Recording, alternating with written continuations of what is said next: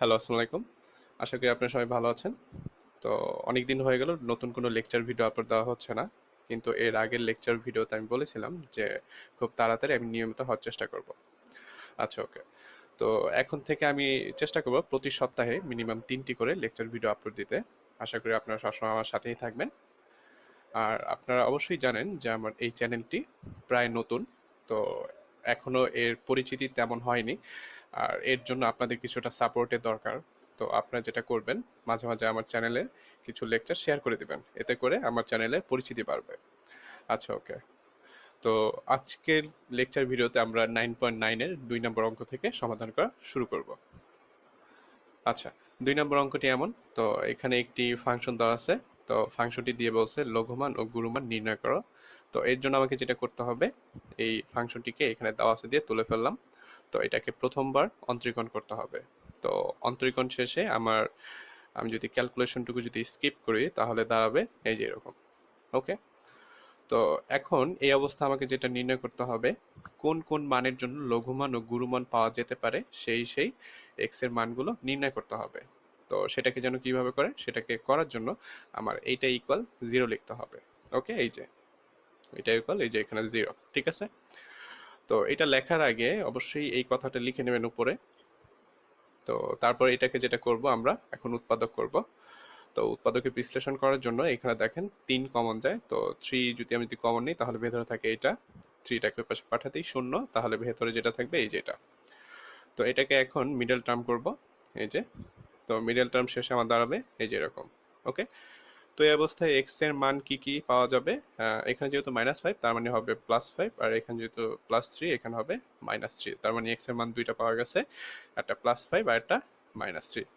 আচ্ছা, তো এখন আমাকে নির্ণয় করতে হবে বা বুঝতে হবে বা কনফার্ম করতে হবে যে কোন মানের জন্য আমি আসলে লঘুমান পাবো আর কোন মানের জন্য আমি আসলে গুরুমান পাবো। তো এটাকে নিশ্চিত করার জন্য আমাকে এইটাকে আরেকবার অন্তরীকরণ করতে হবে, ঠিক আছে। তো এটাকে আমি আরেকবার অন্তরীকরণ করি, এই যে সেকেন্ড টাইম যেহেতু অন্তরীকরণ করা হচ্ছে তাই এখানে প্রাইম দুইটা। ওকে। তো এই যে এটাকে ভেতরে দিয়ে ডিডিএক্স অফ এটাকে তোলা হয়েছে। ওকে।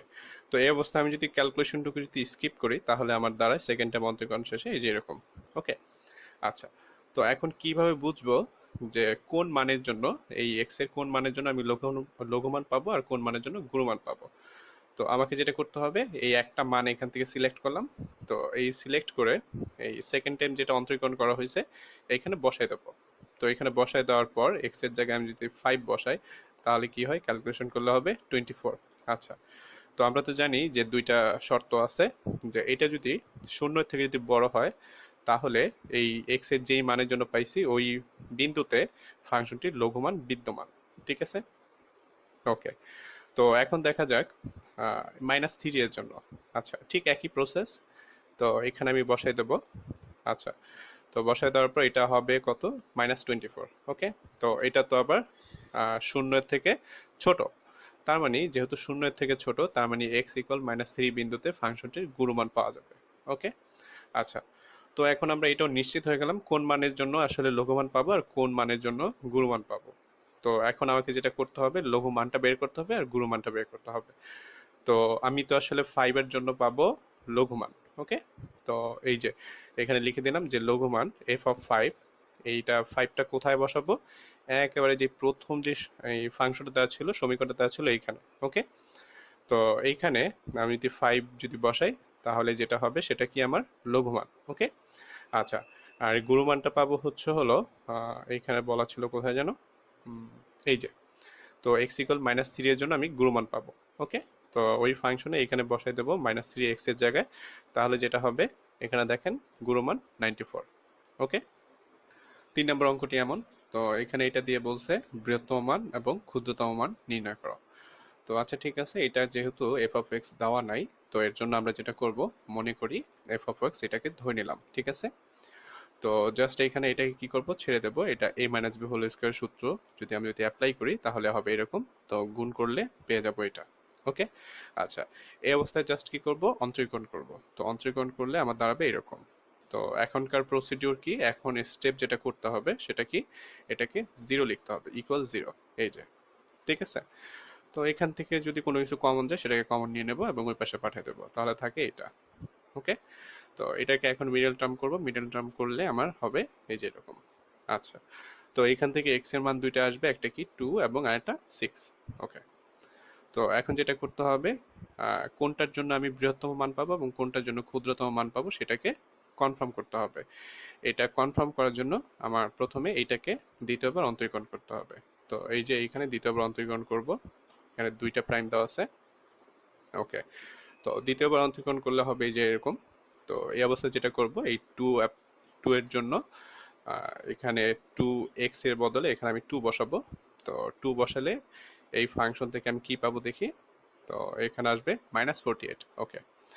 তো -48 তো আসলে 0 থেকে ছোট, তার মানে বলতে পারি এটা যেহেতু -48 0 থেকে ছোট, সেহেতু x = 2 বিন্দুতে ফাংশনটি বৃহত্তম মান বিদ্যমান।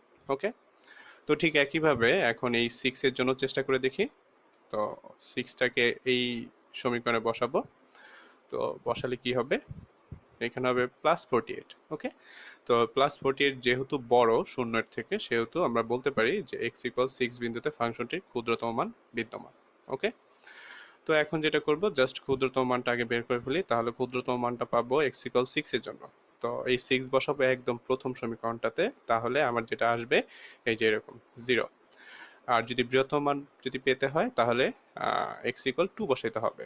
তো ওই সমীকরণটা যদি 2 বসাই তাহলে আমার কত হবে, 128 মানে 128। ওকে। 4 নম্বর অঙ্কটি এমন। তো এখানে একটি ফাংশন দেওয়া আছে, ফাংশনটি দিয়ে বলছে বৃহত্তম মান এবং ক্ষুদ্রতম মান নির্ণয় করো। তো এর জন্য যেটা করতে হবে, এটাকে আমাদের একবার অন্তরীকরণ করতে হবে। তো এই যে এখানে দেওয়া আছে দিয়ে তুলে ফেললাম এবং অন্তরীকরণ শুরু করলাম। তো অন্তরীকরণ শেষে আমার দাঁড়াবে এই যে এরকম। ওকে। তো এখন যেটা করতে হবে, এটা ইকুয়াল 0 লিখতে হবে, এই যে 0 লিখে ফেললাম। তো তারপর এখান থেকে আমরা যদি উৎপাদকের বিশ্লেষণ অংশটুকু যদি স্কিপ করি তাহলে হয় যে এরকম। এবং এখন এটাকে যদি হয় বলি, হয় দিয়ে যদি এক্স এর মানটা বের করে ফেলি, এক্স হবে এটা। আর অথবা এখান থেকে এক্স এর মানটা আসবে এটা। ওকে। তার মানে এক্স এর দুইটা মান পেয়ে গেলাম, এই একটা এবং এই একটা। ওকে।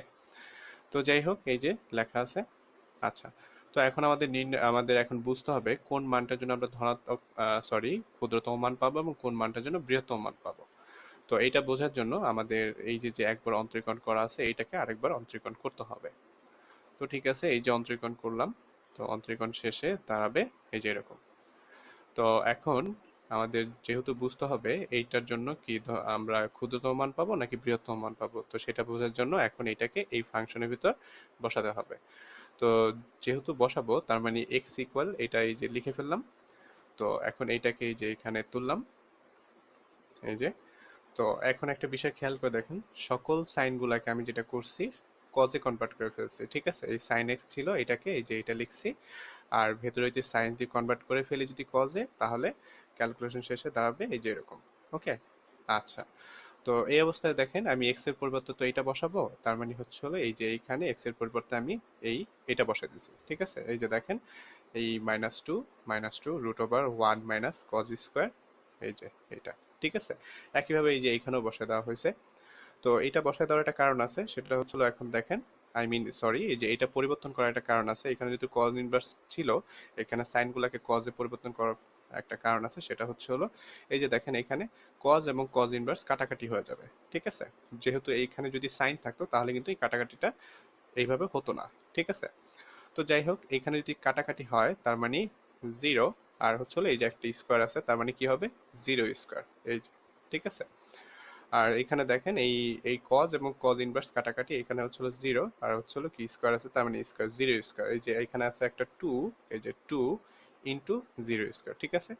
তো যাই হোক, এটাকে ক্যালকুলেশন শেষে দাঁড়াবে 4। তার মানে 4 হচ্ছে হলো কি শূন্যের থেকে বড়, তার মানে বলতে পারি x = cos ইনভার্স 0 বিন্দুতে ফাংশনটির ক্ষুদ্রতম মান বিদ্যমান। ওকে। তো এখন এইটার জন্য চেক করি। তো এটার জন্য চেক করব, এই যে এখানে শুরু করব।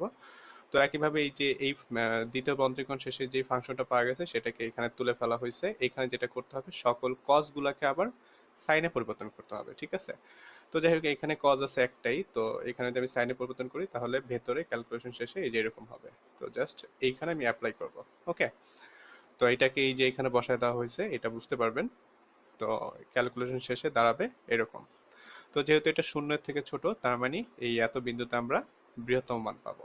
ওকে, আচ্ছা, তো এখন বৃহত্তম মান কিভাবে নির্ণয় করব? তো আমরা একদম যে প্রথম যে সমীকরণটা ছিল সেখানে বসায় দেব। ওকে, তো ঠিক আছে, প্রথম সমীকরণে কি ছিল? 1 + 2 sin x আর 3 cos²x। ওকে, তো এইখানে দেখেন আমি সরাসরি 1 + 2 sin x আর 3 cos² ছিল, সেইটার পরিবর্তে আমি কি করছি, সাইনে কনভার্ট করে ফেলছি, কেননা আমি এখানে সাইনের জন্য বের করতেছি। ওকে, আচ্ছা, তো যাই হোক এটা অবশ্যই বুঝতে পারছেন। তো এইখানে ক্যালকুলেশন শেষে কি হবে, 13/3। যেহেতু এটা হচ্ছিল কজের জন্য তার মানে হচ্ছিল যেখানে সাইন ছিল সেখানে আমি কস পরিবর্তন করেই দিছি, ঠিক আছে। তো যাই হোক এইখানে ক্যালকুলেশন শেষে কি পাবো, 3।